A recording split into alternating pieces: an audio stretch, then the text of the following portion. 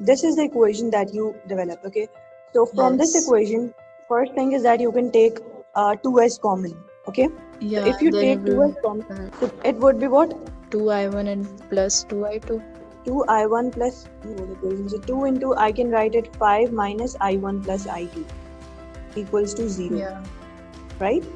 So this 2, if Yes. it's multiplying by, dividing by 0, this would give 0. So 0 divided by 2, this 2 was here, we take it to the other side, 0 divided by 2, and 0 divided by 2 is equals to 0.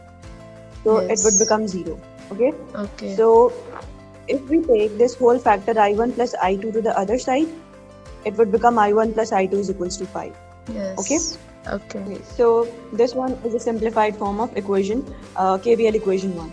Now if we talk about the second voltage equation, same is this case for this one. You have to take, before taking common, you should actually simplify it because there are two I2 terms here.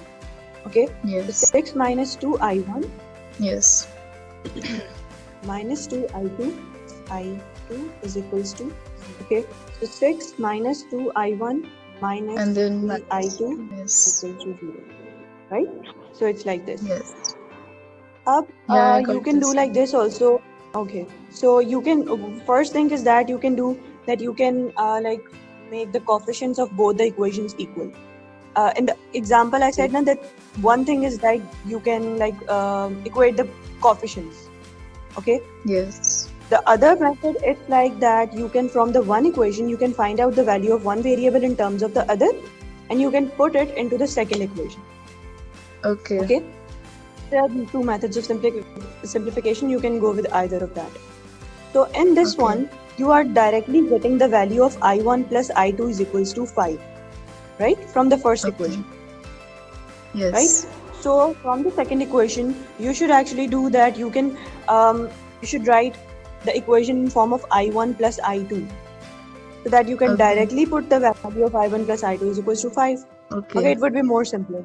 By the way, you can go Okay. with that method also. Okay. Okay. Okay. Yes. Again, you can equate the coefficients of both of the equations, and you can find the value of current I1, and then you can substitute into the one of the equations, KVL equations. From that, you can find I2. Okay. Yes. But here, according to the equations, this thing is more simpler. Okay. So I can do that. Just like I simplified it into this form, I can do it like this.